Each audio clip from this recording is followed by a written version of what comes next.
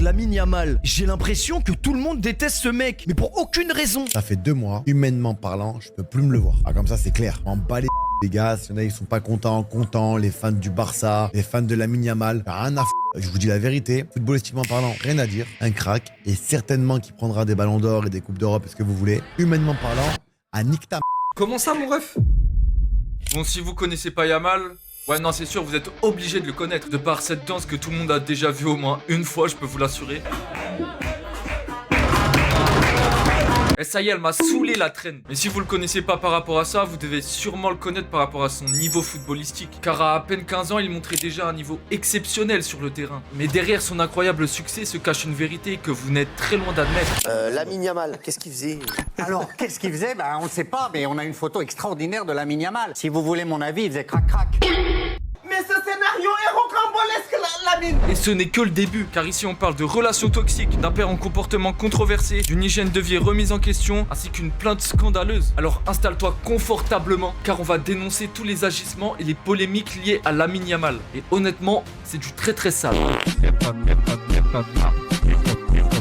Déjà pour commencer, il faut peut-être que je vous remette un peu dans le contexte. Puis on va monter crescendo jusqu'aux affaires les plus graves. Car les polémiques sur Lamine Yamal ont commencé très tôt dans sa vie. Bon, maintenant si je vous dis 304, ça vous parle? Car c'est ici que tout a commencé, à Rocafonda en Espagne. C'est ici qu'il fera ses débuts dans le football. Par la suite, en montrant un niveau exceptionnel, il est directement parti au centre de formation du FC Barcelone, où il évoluera à une vitesse incroyable. Grâce à ça, en 2023, à seulement 15 ans, il a réussi à monter au niveau professionnel, le frérot. Non mais quand on y pense, c'est vraiment une dinguerie, frère. Moi, à 15 ans, je jouais toujours à Fortnite.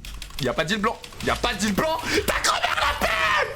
Mais le plus incroyable, c'est la saison qu'il nous a proposée en 2024-2025, où il remportera la Liga, la Super Coupe d'Espagne, ainsi que la Coupe du Roi. Tout ça, bien évidemment, avec le FC Barcelone. Et ce n'est pas fini, car en 2024, il fut sélectionné par l'équipe d'Espagne. Sur cette année-là, il gagnera l'Euro 2024. C'est ici que tout le monde pensait qu'il serait le Ballon d'Or 2025. À la surprise de certains, c'est Dembélé qui l'aura eu. Suite à cette surprise, qui n'est pas tant une surprise que ça, puisqu'on parle littéralement de Dembouz, le champion du PSG. Donc tous les deux méritaient autant le Ballon d'Or. Personnellement, je trouve vraiment que Dembélé a largement mérité le Ballon d'Or, sauf que le père de Lamine, Mounir Nasraoui, n'était pas du même avis. C'est ici que les problèmes ont vraiment commencé, car après l'annoncement de son fils deuxième derrière Dembouz au Ballon d'Or, il s'est directement opposé au choix de la FIFA et a même crié à du trucage de vote, en disant, je cite, « Il faut le dire qu'il s'est passé quelque chose de très étrange ici. » Oh non, c'est une dinguerie de dire ça. Surtout qu'en face de Lamine, c'était pas n'importe qui, c'était Dembélé, genre s'il vous plaît. Il a osé dire que Lamine était le meilleur joueur du monde et de loin, alors que Dembouz, lui, il a juste laissé parler ses trophées, genre c'est une dinguerie.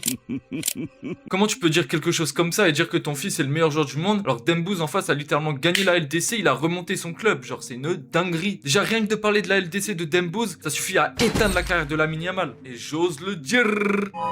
Bon, je pense que vous avez à peu près compris de quel genre de personne est Mounir Nasraoui. Mais bon, si vous avez cliqué sur cette vidéo, c'est surtout pour voir la face cachée de Lamine Yamal. Alors passons à la suite. Je pense qu'on peut enfin parler du football de Lamine Yamal et pas du football que vous pensez. Ah non, non, là on est très loin du compte. Je n'ai jamais vu de plus gros BDG sur cette planète que Lamine Yamal. Non mais faut le dire, car la suite va vraiment vous choquer. Mais d'abord, faut que vous sachiez de quelle personne nous allons parler par la suite. Cette personne, c'est Fatty Vasquez, une célèbre influenceuse énormément présente sur Insta où elle regroupe un total de 500 000 followers. Le contenu qu'elle nous propose sur celui-ci est plus de la niche sport et bien-être. Cependant, derrière cette belle image qu'elle veut nous montrer, se cache un côté très dégueulasse. Et Lamine aussi est dans le coup. Donc pour comprendre, il faut revenir en 2020. Où Fatty Vasquez, par pure habitude, décide de poster une photo d'elle sur Insta. Sur cette photo, on peut la voir posée en maillot de bain. Jusque là, c'est ok. Sauf que Lamine, qu'est-ce qu'il trouve à faire ce chacal? Et bah il a réagi au post. Et de manière assez douteuse. C'est quoi ce gros PDG XXL là? Après il fait ce qu'il veut. Je m'en fous. Mais bon, à ce moment-là, faut quand même se rappeler que Lamine n'avait que 13 ans. Et Fatty, elle en avait 24 quoi. Bon après, chacun ses choix, chacun ses goûts, chacun ses couleurs, voilà. Et encore ça c'est rien, on pourrait juste se dire que c'est une réaction un peu déplacée de sa part. Parce que le frérot ne s'est pas arrêté au simple fait de réagir maladroitement à ce post. Ah non non non.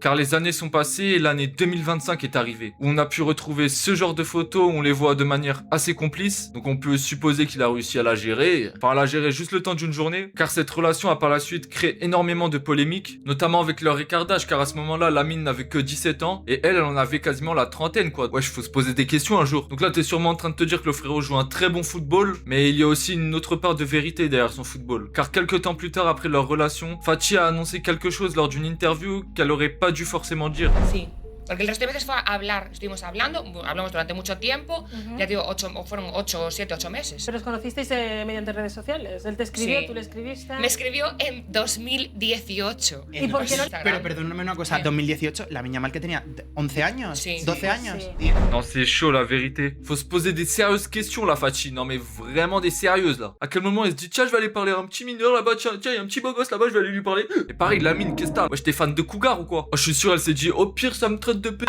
Au pire. Alors qu'elle savait pertinemment que ça allait lui porter préjudice. Mais non, elle a préféré continuer. Et le plus dingue dans l'histoire, c'est qu'elle ose dire que la mine fait des trucs qu'à son âge, il ne devrait pas du tout faire, alors qu'elle est sortie littéralement avec lui, quoi. Alors qu'il est mineur. Non mais t'imagines un peu le bail? Comme vous vous en doutez, par la suite, tout le monde a crié à de la pédophilie par rapport à Fachi Vasquez et leur relation. Et même les gens sont partis encore plus loin en parlant d'actes de grooming lors de leur relation pendant 8 mois sur Insta. Si vous ne savez pas ce que c'est le grooming, en gros c'est presque pareil que ce qu'on a vu avant. En gros, ce qu'il faut retenir, c'est que leur relation a été très très malsaine. Mais ce qui rend cette relation encore plus malsaine, c'est que la mine est un footballeur. Là tu vas me dire, ok, c'est bien, tu critiques les footballeurs et tout. Non, souvent les femmes sont attirées vers eux, et pas forcément pour le physique ou même pour la relation, mais parfois pour l'argent. Et plusieurs cas dans le football nous l'ont prouvé, où des femmes ont littéralement volé de l'argent aux footballeurs. Et encore, tout ça c'est tranquille par rapport à ce que j'ai découvert sur Fachi Vasquez, qui est d'autant voire plus malsain que son attirance envers Lamine Yamal. Tout a commencé quand je me suis baladé sur son compte Insta. Et là, j'ai aperçu un lien. J'ai cliqué, j'ai regardé, et là, je vois un big OnlyFans de sa mère. Et là, tu comprends très vite que le contenu qu'elle poste sur ses réseaux n'ont pour qu'un seul but, rediriger un maximum de personnes vers ce genre de plateforme douteuse. Sans parler du contenu qu'elle postait à la base sur sa chaîne, qui était principalement basé sur le sport et le bien-être, qui est littéralement passé du côté obscur. Parce que si on le regarde bien, avant elle faisait du contenu sport et bien-être, et maintenant elle se montre plus...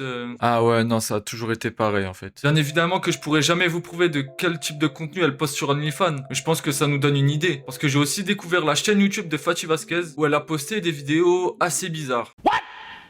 Personnellement, j'ai encore du mal à percevoir que YouTube accepte encore ce genre de contenu. Franchement, je trouve ça dégueulasse. Alors que des enfants peuvent littéralement se retrouver nez à nez avec ce genre de contenu dans leur page d'accueil. Mais malgré tout ça, Fachi Vasquez a eu raison sur une chose par rapport à Lamine Yamal. Parce que son père est très loin d'être innocent dans l'histoire. Car oui, Mounir Nazraoui n'a pas toujours été là pour lui, à part pour surfer sur la célébrité de son fils pour ensuite en devenir une. Sinon, je vois pas. Hein. Et oui, le frérot, il a vraiment réussi à devenir une célébrité. Bravo à lui. Où il regroupe sur son compte Insta plus d'1,3 million de followers. Et malgré cette célébrité, il s'est quand même fait critiquer. Et surtout par rapport au fait qu'il surfait sur la célébrité de son fils. Donc pour contrer cette vague de haine, il a posté une vidéo sur son compte Insta qui est censée, je dis bien censée, répondre à ses haters. Original de Zamora. Superviviente de Mataró. Tenía un restaurante La Moderna. Non mais il est chaud en vrai.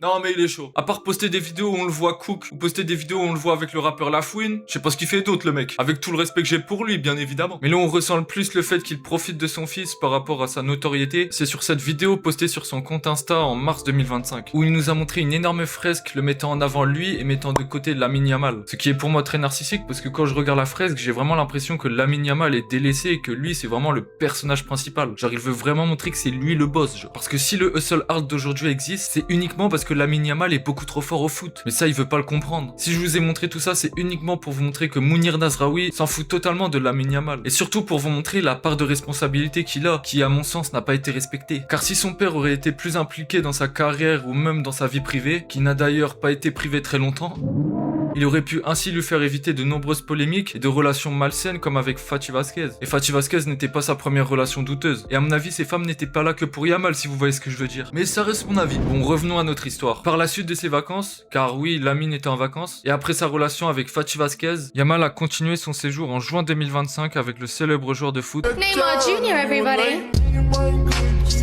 qui a fait énormément parler de lui avec son hygiène de vie catastrophique et ses soirées abusives.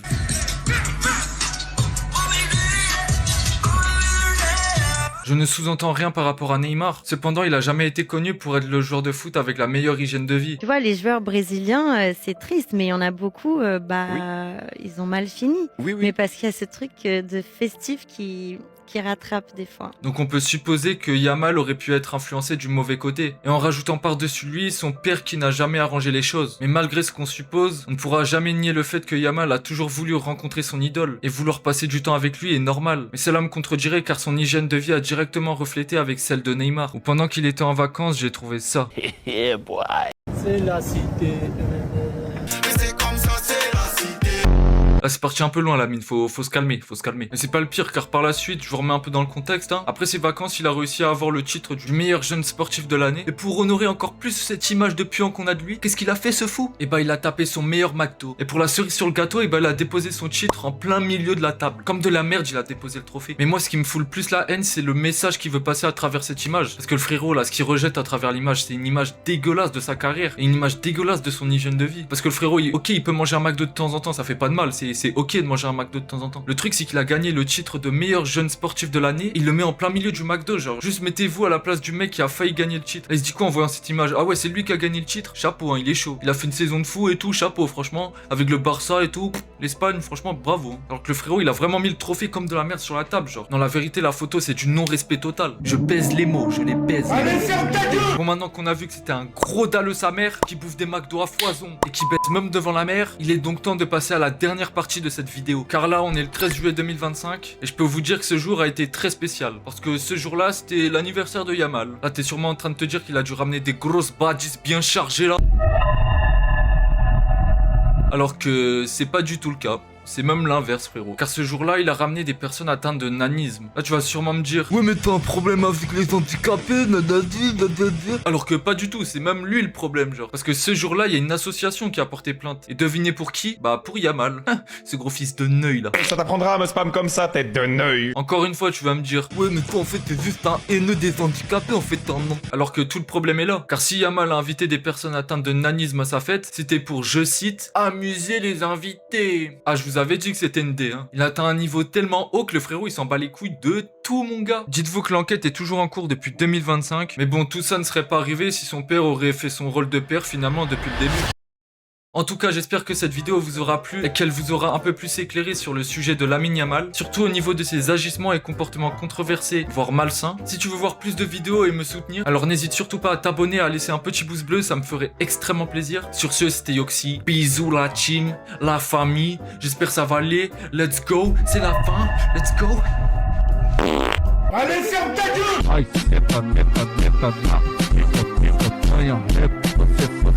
Você só tá me querendo botar e você tá me